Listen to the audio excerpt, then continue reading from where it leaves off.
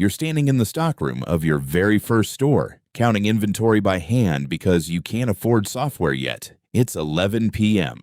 You're exhausted. You have no idea that in 15 years, this exact moment will be the one you tell interviewers about when they ask where it all started. The shop is 800 square feet on a corner street nobody drives past on purpose. You signed the lease with $12,000 in savings and a landlord named Frank, who gave you 60 days to prove the concept before he'd consider a longer term. The first month, you make $4,200 in total sales. Rent alone is $2,100. The math barely works. But something happens in week 7. A customer asks for a specific product line nobody nearby carries. You special order it. She comes back. She brings her sister. By day 58, Frank renews your lease without you asking. 2 years later, you open store number 2, funded entirely by reinvesting the first location's profit. Encouraged by that success, you open store 3 in a different kind of location, a strip mall 30 miles away.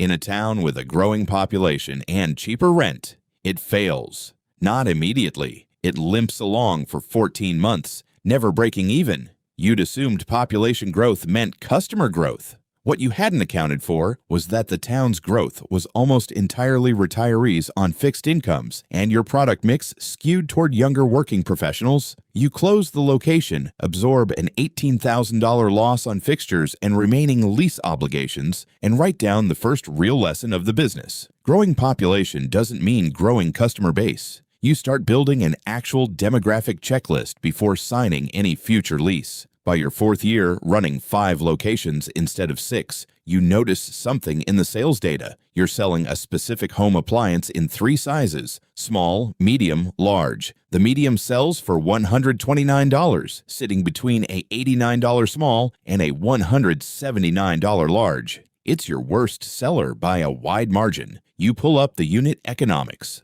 The large costs you $94 to stock. The medium costs $71. Margin on the large is actually higher in absolute dollars, so you test something. In 2 stores only, you raise the medium's price to $169, just $10 below the large, without touching either other price. Large sales jump 61%.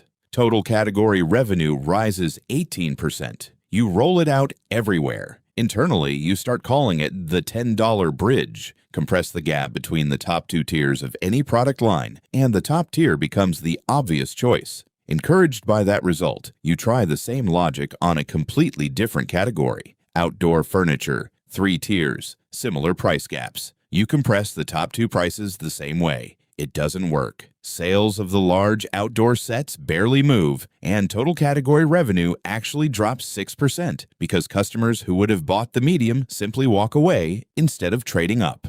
You spend a week confused before Victor, your operations manager, points out the obvious difference. The appliance was a repeat, planned purchase. Outdoor furniture was impulsive and comparison shopped online first. The bridge only works when customers are already committed to buying something in that category. You add that condition to the playbook and move on. As the chain expanded past 30 stores, a regional competitor with more capital opens 2 locations within a mile of your best-performing stores, undercutting your prices directly. Foot traffic at those 2 locations drops 34% within 3 months. You try matching their prices for 2 weeks. It doesn't work. You're losing money on every transaction, and they can sustain a price war longer than you can.